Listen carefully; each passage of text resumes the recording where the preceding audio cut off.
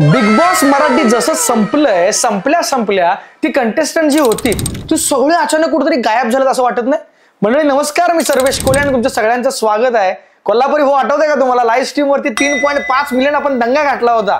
आज या व्हिडिओमध्ये आपण तेच जे बिग बॉस मराठी एवढं जास्त टीआरपी घेऊन एवढं जास्त गाजावाजा झालेलं सीझन, त्या सीझन नंतर ते कंटेस्टंट काय करतायत आता सध्या या टाइमला, तेच आपण आज या व्हिडिओमध्ये बघणार आहोत. बाय द वे भावांनो, हा जो व्हिडिओ आहे हा पहिला पार्ट आहे, म्हणजे फर्स्ट पार्ट आहे. जर तुम्हाला हा व्हिडिओ आवडला, तुम्ही कमेंट सेक्शन मध्ये आपलं प्रेम दाखवला आणि बोलला की बाबा दुसरा व्हिडिओ काढ, तर दुसरा व्हिडिओ मी 100% काढेन. चला आजच्या या पहिल्या पार्टला सुरुवात करूया आणि आज या पार्ट मध्ये बघूया की बाबा बिग बॉस मराठीमध्ये ते जे गाजलेले गाजावाजा केलेले कंटेस्टंट होते ते सध्या आता या टाइमला काय करतायत. सगळ्यात पहिलं नाव मी घेतो छोटा पुढारीचं. छोटा पुढारी हे भरपूर कॉन्ट्रोवर्शियल नाव होतं, तुम्हाला पण माहिती आहे. घनश्याम दरोडे असं नाव होतं सरांचं आणि आपण लाईव्ह स्ट्रीम मध्ये देखील खूप मजा घेतली होती. आपणच काय भरपूर युट्यूबरांनी त्यांची मजा घेतली होती. एवढी मजा घेतली होती की आता घनश्याम दरोडे स्वतः युट्यूबर झालेत. युट्यूबवरती नवीन वेगवेगळे व्हिडिओज करायचा प्लॅन करतायत. स्वतःचं चॅनल काढलंय सरांनी छोटा पुढारी म्हणून ऑफिशियल. पुढं पाहिजे त्यांनी स्वतःचं चॅनल काढलंय. तर पण त्या चॅनलवरचा व्हिडिओ जर तुम्ही बघितला ना, तर एक गोष्ट आपल्याला कळते की त्याचा पेशा काय आहे, तर तो पुढारी आहे, तो पॉलिटिशियन आहे. त्यामुळे त्याचं ते कामच आहे की बाबा एखाद्या पार्टीला सपोर्ट करायचं, एखाद्या पार्टीला टीका करायची, हे सगळं त्याचं चालू असतं. मग ते बिग बॉस मध्ये जसं चालू होतं तसंच रिअल लाईफ मध्ये असं काही लोक म्हणतात. बाबा मी नाही म्हणणार की बाबा इंस्टाग्रामवर जाऊन त्याच्या रीलचे कमेंट वाचा, मी सांगत नाहीये. तरी पण बघा तुम्हाला कळलं मला काय म्हणायचंय. कारण सरांच्या एक रील झाली की दुसरी रील जी असते ती पूर्णपणे ऑपोजिट असते. म्हणजे पहिल्या रीलमध्ये सर ह्या रस्त्यानं जाताना व्हिडिओ काढतात की बाबा हे रस्ते खराब आहेत, हे रस्ते कोण बांधले, इथला आमदार कोण आहे, इथला खासदार कोण आहे, हे अजिबात चांगलं काम झालेलं नाहीये. आणि थोड्याच टाइम नंतर त्या एरियातला आमदार जर त्यांच्यासोबत भेटले तर कोण म्हटलं की बाबा चांगलं खूप छान काम करतात असं वगैरे व्हिडिओ ते काढतात. ठीक आहे, त्यांचं कामाचं गोष्ट आहे, त्यांच्या गोष्टी आहेत. वेगवेगळ्या पार्टींना सपोर्ट करणं आणि वेगवेगळ्या पार्टींना टीका करणं हे त्यांचं ऍक्च्युली आधीपासून काम चालत आलंय. त्यामुळे तेच ते काम कंटिन्यू करतायत. त्यांनी स्वतःच्या पैशाने बिग बॉस मध्ये, छोटा पुढाऱ्याने जे बिग बॉस मध्ये जेवढं काही दिवस घातले किंवा त्याला जेवढं पेमेंट मिळाले, त्या पेमेंटचं 1 रुपया खर्च न करता त्यानं स्वतःसाठी जागा विकत घेतली आहे. असं एका व्हिडिओमध्ये आलं होतं. त्याच्या स्वतःच्या व्हिडिओमध्ये तो त्याच्या वडिलांच्या बरोबर आणि आई बरोबर एका गाडीतून कुठेतरी जात होता आणि त्यावेळी तो बोलला की बाबा मी माझ्या आईला हे पैसे दिले होते, पण आईनं म्हटली की हे पैसे कुठेही खर्च न करता तुझ्या स्वतःसाठी काहीतरी घे. आणि म्हणून छोटा पुढारीनं जागा स्वतःसाठी विकत घेतले, जे की खूप चांगली गोष्ट आहे. हा, पण छोटा पुढारी हे खरोखर आपल्या सगळ्यांच्या आठवणीतलं नाव असणार आहे. तो कसाही असला, काही असला तरी आपल्याला बिग बॉस मराठी जेव्हा सुरू होतं तेव्हा भरपूर त्याने एंटरटेन केलंय. त्याला बघून आपण भरपूर खळखळून हसलोय, आपल्याला भरपूर आनंद मिळालाय. त्यामुळे छोटा पुढारीला खरंच थँक्यू म्हटलं तरी काय वावगं ठरणार नाही. आणि बिग बॉस नंतर छोटा पुढारी देखील बिग बॉसच्या घरात जे करायचा तेच बाहेर पण करायलाय, त्यामुळे काय पॉईंट नाही. पण ठीक आहे, छोटा पुढारीने स्वतः जागा घेतली, वेगवेगळं ओपनिंग वगैरे करायला फिरतोय. म्हणजे शॉपचं वगैरे ओपनिंग जे असतं, सुपारी मारणं म्हणतात त्याला, सुपारी वगैरे जे मारणं असतं, ह्या सगळ्या गोष्टींमध्ये छोटा पुढारी सध्या व्यस्त आहे. त्यानंतरचं सगळ्यात कॉन्ट्रोवर्शियल नाव म्हणजे अरबाज. अरबाजचं नाव घेतलं की ऑब्व्हियसली आपल्याला भरपूर आठवणी ताज्या होतात. चुप माही चुप है आठवलं का, रांझा आठवलं का, सगळ्या गोष्टी आठवतात.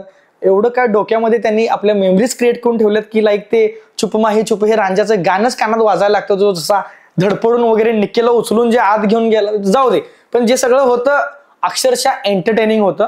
अरबाज हा स्वतः एक बिझनेसमॅन आहे. त्याची एंट्री देखील त्याच्या घरातल्यांनी भरपूर मोठ्यानं गाजावाजात बिग बॉस नंतर घेतली. पण बिग बॉस नंतर झालं काय, तर भरपूर लोकांच्या इंस्टाग्राम पेजवरती वगैरे भरपूर आपल्याला माहिती मिळते की बाबा हा माणूस काय करायलाय किंवा काय करत नाहीये. पण अरबाजच्या पेजवर जर गेलं तर आपल्याला फक्त निक्की आणि निक्की आणि निक्की आणि निक्की एवढं दिसतंय. आता यांचं प्रेम टिकलं हे खरंच चांगली गोष्ट आहे. आपल्याला वाटलेलं की टिकणार नाही, पण त्यांचं प्रेम टिकलं, याला खरंच ऍप्रिशिएट केलं पाहिजे. माझ्यासारख्या भरपूर लोकांचं जे बोलणं होतं त्या बोलण्याला त्यांनी खोटं ठरवलं आणि त्यांनी त्यांचं प्रेम टिकवलं त्यामुळे खरंच हे ऍप्रिशिएट करण्यासारखं आहे. बाय द वे, कामाबद्दल बोललं तर अरबाज देखील वेगवेगळे फोटोशूट करतोय. तो ऑलरेडी आधी पण रील्स वगैरे भरपूर बनवायचा, तो आताही रील्स वगैरे भरपूर बनवायला लागलाय. त्यानंतर स्वतःचे अल्बम सॉंग्स अरबाज स्वतः क्रिएट करतोय. त्यातलं तडप हे नावाचं एक नवीन गाणं आले. त्याचबरोबर कहे ना गलत है हे नावाचं देखील एक नवीन गाणं अरबाज करतोय, विच इज गुड, कारण तो चांगलं काम देखील करायला लागलाय. आणि निक्की सोबत आहे अजून देखील, हे देखील खूप चांगली गोष्ट आहे. कारण आपण आपल्यासारख्या भरपूर लोकांनी हे नोटीस केलं होतं की बाबा निक्की आणि अरबाज जास्त दिवस टिकणार नाहीत वगैरे वगैरे, पण ते टिकलं, त्यामुळे चांगली गोष्ट आहे. अरबाज बिझनेसमध्ये देखील खूप ग्रो करतोय. स्वतःचं त्याचं ब्रँड आहे, त्या ब्रँड नंतर अल्बम सॉंग्स बनवतोय. वेगवेगळे फोटोशूट्स करतोय आणि होप सो की लवकरच त्याच्या पेजवरून किंवा त्याच्याकडून आपल्याला ही देखील न्यूज मिळेल की निक्की आणि तो लग्न करतील. अशी न्यूज मिळली तर काय मी शॉक होणार नाही, कारण सध्याचं जे टाइम चालू आहे म्हणजे बिग बॉस नंतर भरपूर लोक एकमेकांना भेटत होती. मग ते घनश्याम असेल, तो दादा असेल, आपला पुरुषोत्तम दादा असेल, सूरज असेल, हे सगळे एकमेकांना भेटत होते. पण निक्की आणि अरबाज हे दोघेच असे होते की हे दोघच एक साईडला होते. म्हणजे ते तेव्हापासून ते आतापर्यंत अगदी दोघच फिरतायत. त्यामुळे त्यांचं लग्न झालंय किंवा लग्न होईल अशी जर न्यूज आली तर शॉक व्हायचे काय कारण नाही आहे. बाय द वे, बिग बॉसच्या घरानंतर अरबाजला भरपूर हेट मिळालं होतं, पण ऑब्व्हियसली त्यानं चांगलं काम केलंय आणि चांगलं काम करतोय. त्यामुळे त्या हेटला त्यानं पॉझिटिव्हिटीमध्ये रूपांतर केलंय आणि तो चांगलं काम पुढं करावं हेच मी पण म्हणेन. त्यानंतरचं नाव, आता अरबाजचं नाव घेतलंय म्हटल्यानंतर निक्की तांबोळीला सोडून कसं चालेल. निक्कीनं तर लाईक बिग बॉसचा सगळा सीझन एक विलन किंवा एक ते छम्मक छल्लो टाईप जे कॅरेक्टर असते की ती बाबा काही झालं तरी फक्त नौटंकी करणार, ती नौटंकी क्वीन झाली निक्की तांबोळी. बिग बॉसचा अख्खा सीझन निक्कीनं गाजवली. ऑब्व्हियसली निगेटिव्हिटी जरी 100% मिळाली असली तिला, तरी पण तिच्यामुळे देखील काही प्रमाणात थोडासा गाजला असं आपण म्हणू शकतो. तर मग निक्की तांबोळी काय करते सध्या बिग बॉस नंतर? बिग बॉस मध्ये जे केली ते विसरण्यासारखंच होतं, पण बिग बॉस नंतर काय करते तर निक्की तांबोळी देखील इंस्टाग्रामवर जर आपण जाऊन चेक केलं तर तिचे वेगवेगळे फोटोशूट्स आहेत.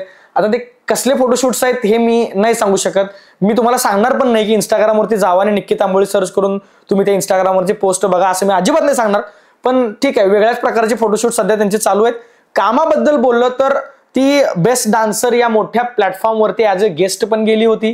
तिथं जाऊन देखील एक ड्रामा केला तिनं की बाबा तिथे एक डान्सर होता, त्याचं नाव काय नेसान असं काहीतरी नाव होतं त्याचं. तो एवढा चांगला डान्स करायचा की करिश्मा कपूर त्याची फॅन होती. तर ते करिश्मा कपूरला जळवायला निक्की तांबोळीने ते निसानचं नाव बाबा टॅटू काढून घेतलं त्या बेस्ट डान्सरमध्ये. ऑब्व्हियसली तो शोचा एक पार्ट होता, स्क्रिप्टचा एक पार्ट होता. पण म्हणजे आपलं जर नाव एकदा ड्रामेबाज असं ठरलं ना तर आपण कुठं जरी गेलो तरी आपल्याला ड्रामाच करायला लागतो, हे आपल्याला निक्कीकडून एक चांगलं कळतं. त्यानंतर प्लेग्राऊंड 4 हे जे अमेझॉनवरचं एक म्हणजे हे आहे, रियालिटी शो आहे, याच्यामध्ये देखील ती ॲज अ गेस्ट म्हणून गेली होती.